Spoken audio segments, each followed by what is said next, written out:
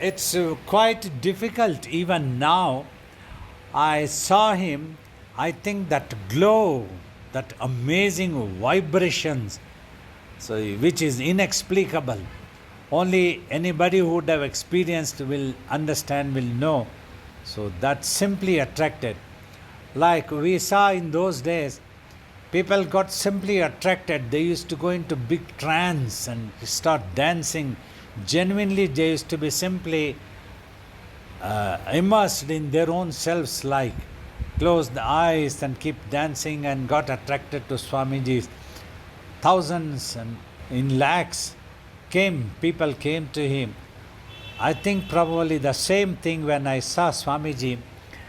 The big car came. He was sitting inside the car with a lion cloth on the back side, and his lips were emanating a small smile type. Then he saw hundreds had gathered, and he came out and stood. Then people were catching him from both hands because it was quite difficult for him to stand or walk when crowds would fall on him. So I got a chance, I was close to him. Suddenly I caught hold of one of the left hands him, and nobody objected, and I walked with Swamiji to inside the hall. So from then onwards until he left in the car again after a couple of hours, I was just watching him, watching him, watching him, watching him. That's what now also I just insist. Watch the space in between eyebrows. Watch, just watch. Repeatedly I keep telling. So I just had fallen in love and the eye had gone. He was sitting there for a couple of hours. Another important point I'd like to tell.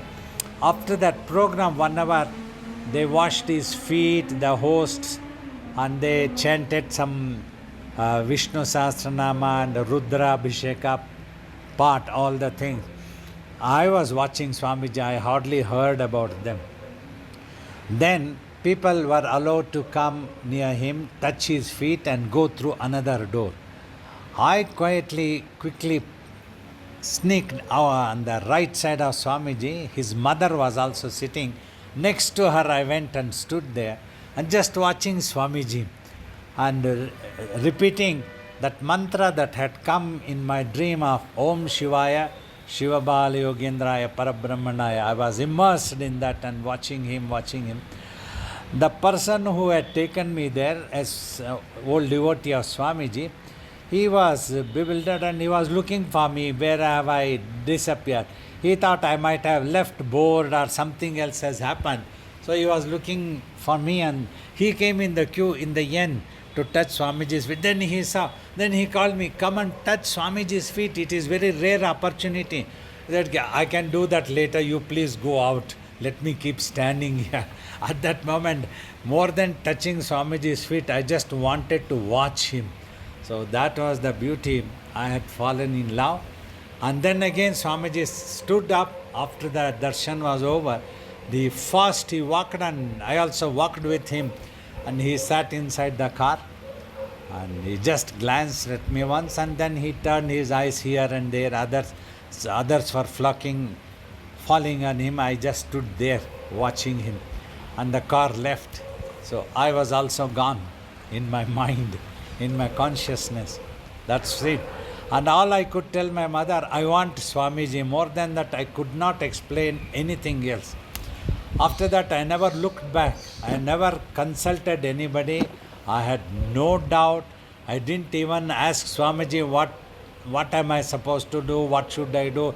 All these doubts generations ask. I never asked that. I want to go to Swamiji. I want Swamiji. That was all. Whether with Swamiji, whether with my mother, whether for 3 years I stayed, it was unwavering. So that was how I just fallen in love with Swamiji.